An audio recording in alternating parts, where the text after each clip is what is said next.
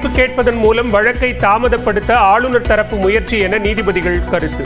ராஜேந்திர பாலாஜி வழக்கில் மேற்கொண்டு நடவடிக்கை எடுக்க சிபிஐக்கு உச்சநீதிமன்றம் தடை. அதிமுக முன்னாள் அமைச்சர் ராஜேந்திர பாலாஜி வழக்கில் ஆளுநருக்கு மொழிபெயர்ப்பு ஆவணங்களை 2 வாரத்திற்குள் தமிழக அரசு வழங்க வேண்டும். ஆவணங்கள் தரப்பட்ட உடனே ஆளுநர் நடவடிக்கை எடுக்கவும் உச்சநீதிமன்றம் உத்தரவு. அதிமுக உறுப்பினர் என்ற அடிப்படையில் கொறடா உத்தரவை மீறக்கூடாது என்று வாக்களித்தேன். சபாநாயகருக்கு எதிரான தீர்மானத்தில் வாக்களித்தது தொடர்பாக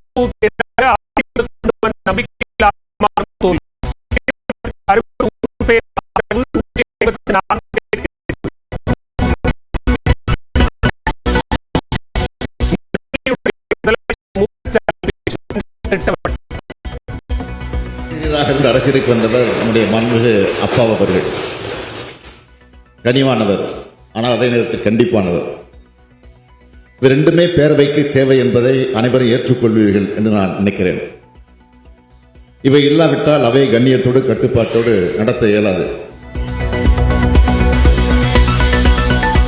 அதிமுகவை யாராலும் உடைக்கவும் முடியாது, முடக்கவும் முடியாது. முயன்றால் மூக்குடைந்து போவார்கள் என்று பொதுச் செயலாளர் எடப்பாடி பழனிசாமி பேட்டி. அதிமுக யாராலையும் உடைக்க முடியாது, முடக்க முடியாது. அதில் முயற்சி பண்ணிதான் மூக்குடைப்பார். அதிமுகவினர் ஒற்றுமையாகத்தான் இருக்கிறோம், எங்களை பிரிக்க முடியாது என செங்கோட்டையன் விவகாரத்தில் எடப்பாடி பழனிசாமி விளக்கம். தாம் முதல்வரானது முதல் அதிமுகவினரை பிரிக்க நினைக்கும் திட்டத்தை உடைத்து வருவதாகவும் பதில். நாங்களாம் இப்போ ஒற்றுமையா தான் இருக்கிறோம். நீ யாராலையும் பிரிக்க முடியாதுங்க. நான் என்னைக்கு முதலமைச்சரானோ அன்னையிலிருந்து இந்த திட்டத்தை போட்டுக்கிட்டு தான் இருக்கிறாங்க. ஆனா அதெல்லாம் உடைச்செறிஞ்சிட்டு தான் இருக்கிறோம். சிவகங்கை மாவட்டம் மானாமதுரை அருகே தைலமர காட்டில் தீ. கடும் வெயிலால் விபத்தா அல்லது தீ வைத்தார்களா என விசாரணை.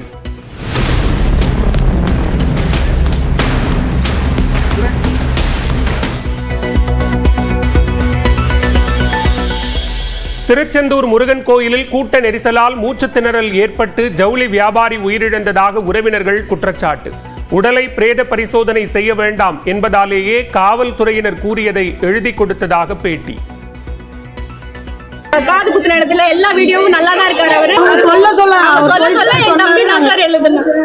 அவனுக்கு தெரியாது என்ன எழுதணும். மதுரையில் ஜல்லிக்கட்டு போட்டியில் உயிரிழந்த வீரரின் உடலை வாங்க மறுப்பு. உரிய இழப்பீடு கோரி வழங்க வலியுறுத்தி உறவினர்கள் சாலை மறியல்.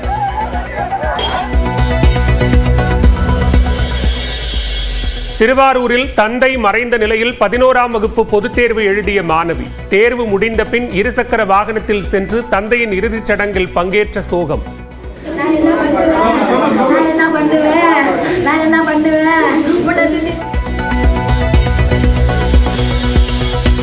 தஞ்சை அரித்வாரமங்கலம் முத்துமாரியம்மன் கோவிலில் பாடை காவடி திருவிழா. இறந்தவர்கள் போல் பாடை கட்டி நேர்த்திக்கடன் செலுத்திய பக்தர்கள்.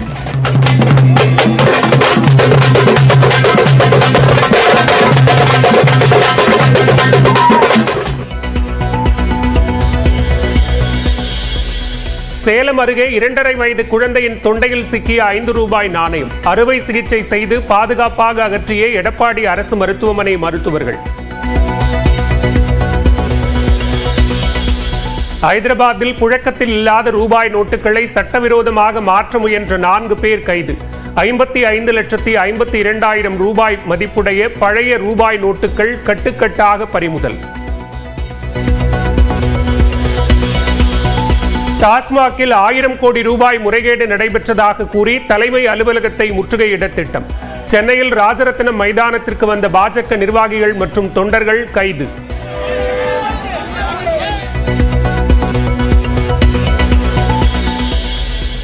மத்திய கல்வி அமைச்சர் தர்மேந்திர பிரதானின் தந்தை தபேந்திர பிரதான் டெல்லியில்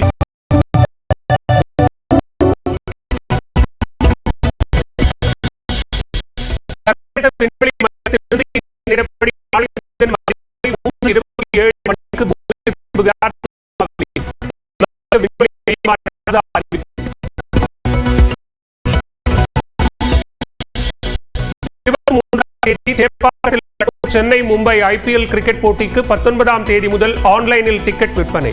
குறைந்தபட்சம் 1700 ரூபாய் முதல் அதிகபட்சம் 7500 ரூபாய் வரை டிக்கெட் விற்கப்பட உள்ளதாக அறிவிப்பு. அந்த சோதனை மற்றும் அதன் அறிக்கை குறித்து இந்த அறிக்கையை வெளியிட்டிருக்கிறார். அதில் பார்த்தீர்கள் என்றால் 1000 கோடி அளவில் முறைகேடு நடந்திருப்பதாக தெரிவித்திருக்கிறது அமலாக்கத்துறை. இந்த முறைகேடுகள் தொடர்பாக ஒன்றிய அரசு அமலாக்கத்துறையானது துரிதமாக செயல்பட்டு மேல் நடவடிக்கை எடுத்திருக்க வேண்டும். ஆனால் அது போன்ற எதுவும் நடைபெறவில்லை என்று தெரிவித்திருக்கிறார். மாறாக அமலாக்கத்துறையை தன் கட்டுப்பாட்டில் வைத்திருக்கும் ஒன்றிய பாஜக ஆட்சியாளர்கள் வேடிக்கை பார்த்துக் கொண்டிருக்கும் நிலையில் தமிழக பாஜகவினர் தமிழ்நாடு அரசுக்கு எதிராக போராட்டம் நடத்துவது விந்தையிலும் விந்தை என்று அவர் குறிப்பிட்டிருக்கிறார். நடவடிக்கை எடுக்கும் அதிகாரத்தை கையில் வைத்துள்ள ஆளும் கட்சியினர் முற்றுகை போராட்டத்தை நடத்தி அதன் வாயிலாக எதை வலியுறுத்த முயல்கிறார்கள் என்ற கேள்வியும் எழுப்பியிருக்கிறார். அத்தோடு மற்ற மாநிலங்களில் இது போன்ற மோசடிகள் நடைபெறும் போது என்ன நடந்தது, தமிழ்நாட்டில் என்ன நடைபெற்றுக் கொண்டிருக்கிறது, எதற்காக இந்த கண்ணாமூச்சி ஆட்டம் என்றும் கேள்வி எழுப்பியிருக்கிறார்.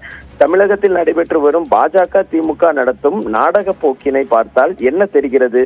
ஒன்றியம் மற்றும் மாநிலத்தை ஆளும் அரசுகள் வெளியில் தங்களை எதிரி போன்று காட்டிக்கொண்டு புறவாசல் வழியாக மறைமுக கூட்டணி வைத்துக் கொண்டு மக்களை ஏமாற்றி வருகின்றனர் என்பதே தெரிகிறது. இதை அம்பலப்படுத்தி ஏற்கனவே எங்கள் கட்சியின் தலைவர் விஜய் அவர்கள் கூறியது முற்றிலும் உண்மை என்பதை மக்களும் உணரத் தொடங்கி இருக்கின்றனர். இது இன்று நடைபெறும் போராட்டம் மற்றும் கைது நாடகத்தின் வாயிலாக வெட்ட வெளிச்சமாகி இருக்கிறது என்றும் தெரிவித்திருக்கிறார்.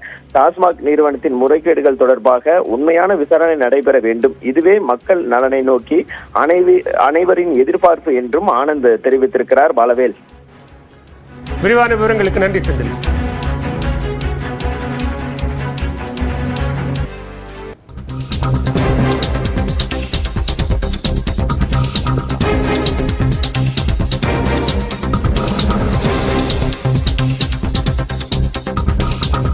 தற்போதைய அண்மை செய்தியை பார்த்துக் கொண்டிருக்கிறோம். அண்ணா நகரில் சிறுமி பாலியல் வன்கொடுமையால் பாதிக்கப்பட்ட நிலையில் அவருக்கு 3 லட்சம் ரூபாய் இடைக்கால இழப்பீடு வழங்க சென்னை உயர்நீதிமன்றம் உத்தரவு பிறப்பித்திருக்கிறது. இது தொடர்பான கூடுதல் விவரங்களோடு இணைகிறார் நீதிமன்ற செய்தியாளர் மதன். விவரங்கள்.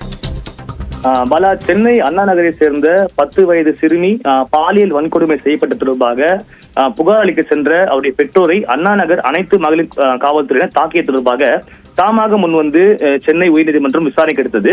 இந்த வழக்கை பின்னர் சிபிஐக்கு மாற்றி உத்தரவு பிறப்பித்தது. ஆனால் இந்த உத்தரவை எதிர்த்து தமிழக அரசு தாக்கல் செய்த அந்த மனுவை விசாரித்த உச்சநீதிமன்றம் சிபிஐ விசாரணைக்கு மாற்றிய அந்த உயர்நீதிமன்ற உத்தரவு தடை வைத்தது. அதே போல சென்னை பெருநகர காவல் இணை ஆணையர் சரோஜ்குமார் தாக்கூர் தலைமையில் ஒரு விசாரணை குழுவையும் அமைத்து தொடர்பாக விசாரணை செய்ய வேண்டும். இந்த குழுவானது தன்னுடைய விசாரணை அறிக்கையை வாரந்தோறும் சென்னை உயர்நீதிமன்றம் தாக்கல் செய்ய வேண்டும் என்றும் உத்தரவு பிறப்பித்தது. இந்த வழக்கில் சிறுமிக்கு இழப்பீடு வழங்குவது குறித்து உயர்நீதிமன்றம் முடிவெடுக்க வேண்டும் என்றும் ஏற்கனவே உச்சநீதிமன்றம் உத்தரவு பிறப்பித்தது. இதைத் தொடர்ந்து பாதிக்கப்பட்ட அந்த சிறுமியின் தாய் தரப்பிலிருந்து இந்த இழப்பீடு கோரி சென்னை உயர்நீதிமன்றத்தில் மனு தாக்கல் செய்தார்கள். இந்த வழக்குதான் இன்று விசாரணைக்கு வந்தபோது தமிழக அரசை பொறுத்தவரைக்கும் பாதிக்கப்பட்ட சிறுமிக்கு ஏற்கனவே 1 லட்சம் ரூபாய் இழப்பீடு வழங்கப்பட்டு விட்டது.